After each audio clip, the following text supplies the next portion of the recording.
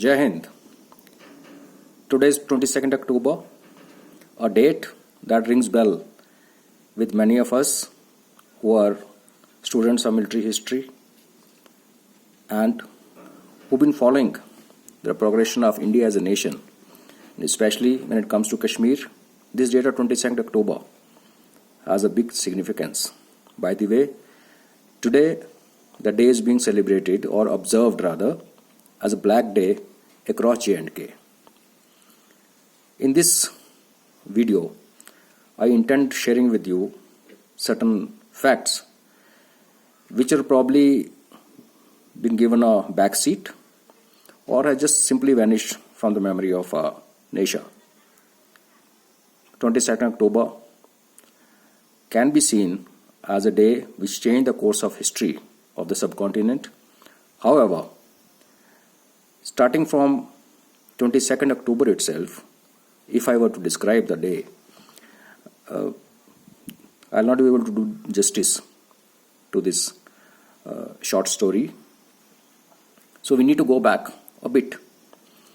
On 8th October, on the night of 8th and 9th October, the first invasion into J&K state took place, and that happened at a place called Avanpatan in Poonch. Before that, and starting from 15th August, many cross-border trades involving abduction of females, stealing of cattle, and such like issues were happening. Pakistan, as we all know, was trying to pressurize the Maharaja, that is Maharaja Hari Singh, to accede to Pakistan, and the plea given was that J&K was a Muslim majority state. Yes, J&K was a Muslim majority state. It had about 70% Muslims and 30% non-Muslims, to include Hindus, Sikhs, Buddhists, Christians, and so on. Out of 70%, 10% were Shia. So whether it was 30% of population or 40% of population which was not Sunni Muslim, that is immaterial. For the Maharaja, the course of action was very clear. Pakistan was going to be an Islamic state. The very foundation of Pakistan was its emergence as an Islamic state based on Islamic belief, whereas India was going to be a secular state. It was secular, and after independence, there was no doubt that India will have no state religion. In such a scenario, Maharaja Hari Singh, who was aware of things happening in the border belt of Poonch, Mirpur, a lot of pressure was being exerted on the non-Muslims, basically from the people who were coming from across and inciting the local residents. And who were those local residents? There were 60,000 of them were from British Army, and these 60,000 men, well trained, supposed to be one of the best fighting clan the British had in India, they had been delisted after World War II. So they were unemployed in a way. And they fell prey to the propaganda which was unleashed by Pakistan and supported by parties like Muslim Conference, National Conference within the state. National Conference under Sheikh Abdullah, of course, had no tendency or no love lost for Pakistan, and for them the agenda was to remain independent. And even when Sheikh Abdullah was contacted by Jinnah, Sheikh had demanded the sole leadership of all Muslims in the state, which was denied by Jinnah. So Muslim Conference, on the other hand, was a hardliner group. Earlier, the National Conference had actually been born out of Muslim Conference. So all this propaganda went on, and these ex-servicemen were now acting against state in Poonch and Mirpur, and they were pressurizing minorities, Hindus and Sikhs and so on. And the idea behind that, such a tactics, few abduction had also taken place, some rapes had been committed. Idea was to pull out 9 Jackrif, which was the only reserve battalion of state forces, and that time 9 Jackrif was sitting in or deployed in BB camp Srinagar. So because of the pressure tactics, and then when Hindus went crying to the Prime Minister of the state, Meher Chand Mahajan, and Maharaja was made aware of all these developments. He understood very clearly that these minorities have no future in Pakistan, which is going to be Islamic State. So for him, he had no doubts in his mind as to which country is going to join. What happened, why the delay happened, that is a different story. I shall cover sometime later. Coming back to 22nd. So on 7th and 8th October, they invaded. Cross-border raids, no army guy will ever consider as an attack or invasion. As intrusions, yes. But 7th, 8th and 9th October night, when they came and forced the Gurkhas, the platoon, which was sitting at on button, not really deployed to fight a battle. They were there for policing duties, to police the border. They were forced back to a place called Sensa. Then few things happened. That is another story. In short, those developments then forced the Maharaja to take certain actions. He requested the Delhi, leadership at Delhi, and then we all know what happened. That is again another story.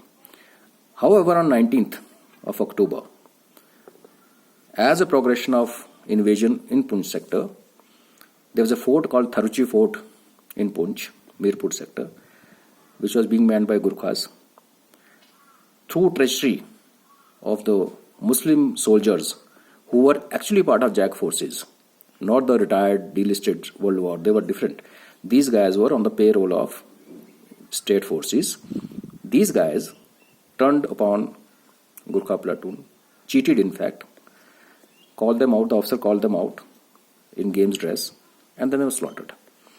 Now, when that happened, 4 JAG, one of the best battalions which JAG forces had, a World War experienced battalion with 5 military crosses to the credit. The CEO himself was a decorated soldier, Colonel Narayan Singh. They were deployed in Muzaffarabad and Domail.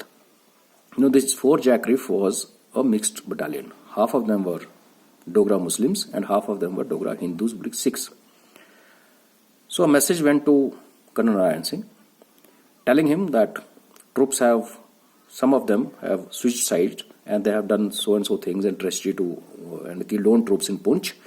So he may consider pulling out Muslim companies from Muzaffarabad, Domail and send them back to Srinagar so that they could be disarmed and put on normal duties.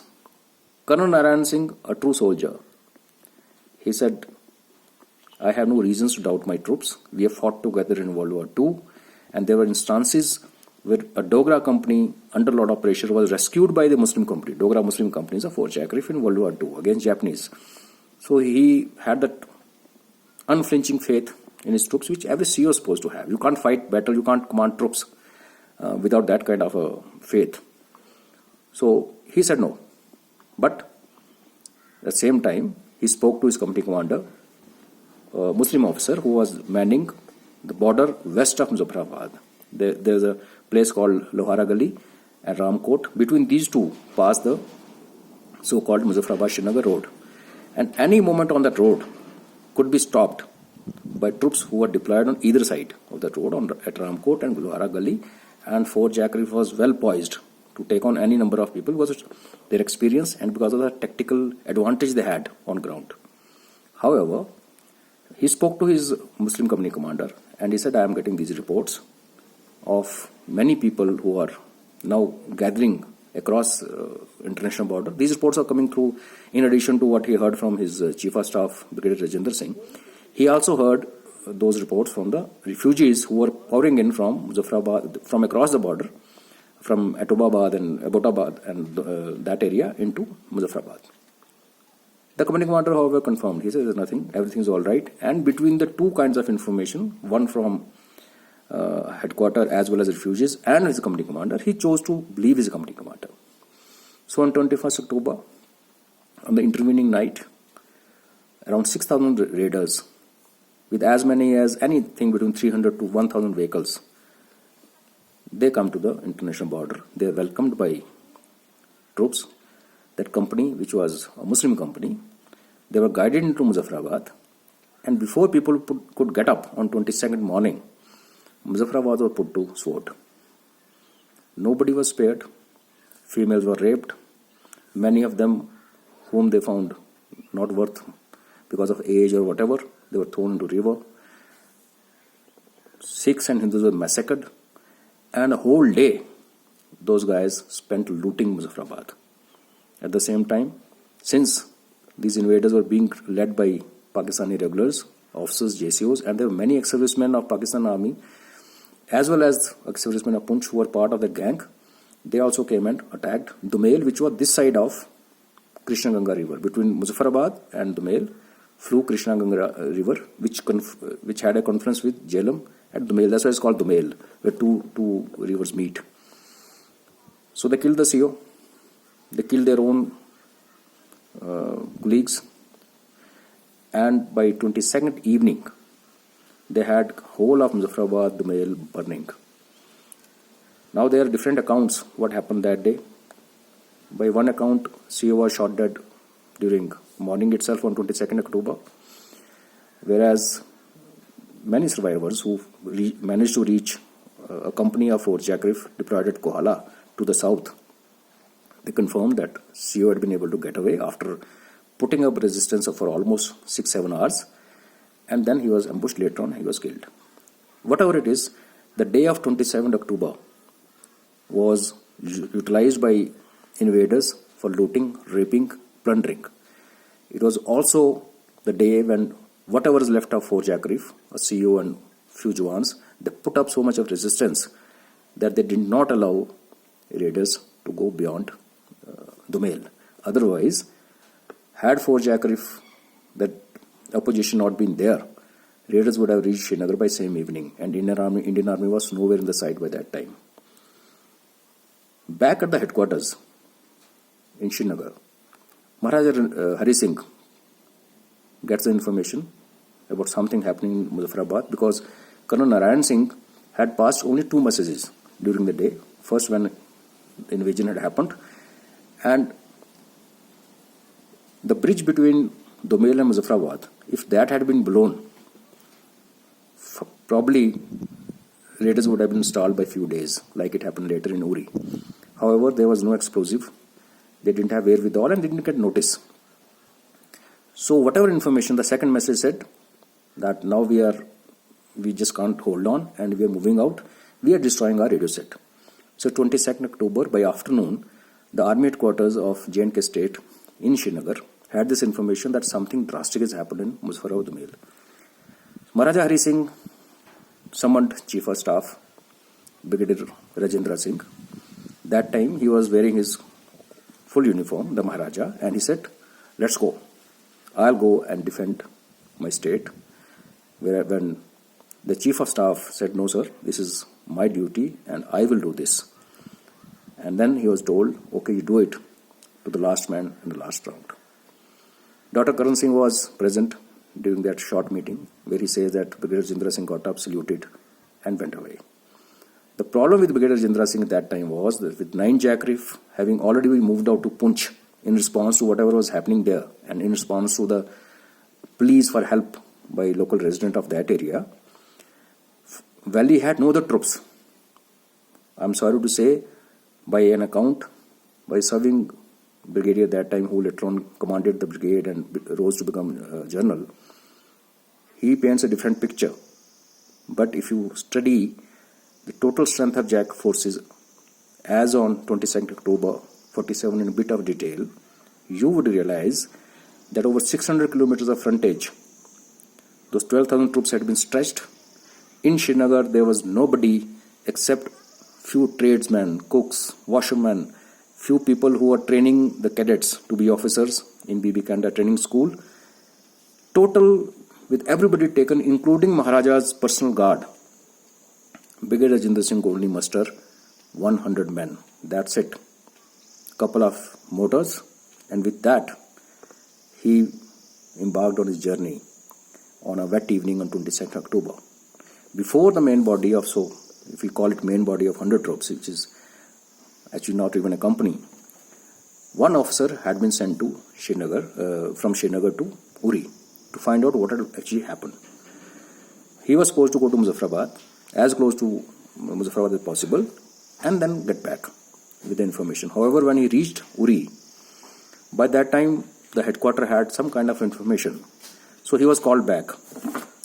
He was called back and told to come back to Baramulla and await orders, because by that time Brigadier Rajendra Singh had started moving with his column to Baramulla. Around midnight on 22nd October, they reached Baramulla. It was raining heavily. He had a meeting with the district or local officials, and he told them to pacify the emotions or the fear factor which had set in Baramulla, and Brigadier Rajendra Singh moved on. They reached Uri in the wee hours and then took a halt. Now what happened on next day, 23rd, is a different story. But as the calendar was turning its pages from 22nd to 23rd, we had Brigadier Rajendra Singh, the Chief of Staff of State Forces, with 100 men in Uri. We had about 6,000 raiders or invaders led by Pakistani Army, regulars, officers and JCOs, and including many ex-servicemen and of course tribesmen. They were at Muzaffarabad, looting and plundering.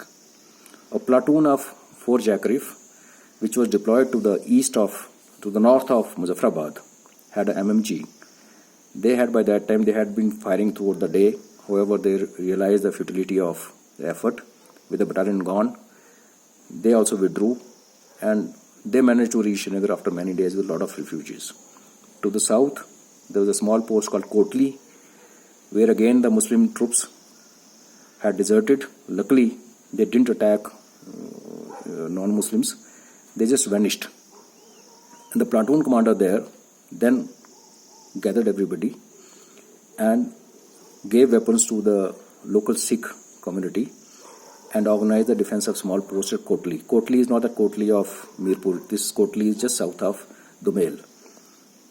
And then they were preparing to pull out of Kotli. This was the situation on 22nd. As far as Delhi is concerned, Maharaja had toured Punch Mirpur belt and had come back on 21st, and he had sent a SOS request to Delhi for the help. You may also like to know that contrary to belief that Maharaja signed document on 26th by opening channels at 23rd, 24th, no, he had sent his Deputy Prime Minister, Mr. Ramlal Batra, to Delhi much in advance. But nobody in Delhi was interested to speak to Mr. Batra, who had come with a proposal of acceding to India. But Pandit Nehru had a condition that he will only negotiate with Maharaja once Sheikh Abdullah conquers the proposal of Maharaja, and Sheikh Abdullah incidentally was under arrest for sedition. This is how we had 22nd October. What happened thereafter will continue. Jai Hind.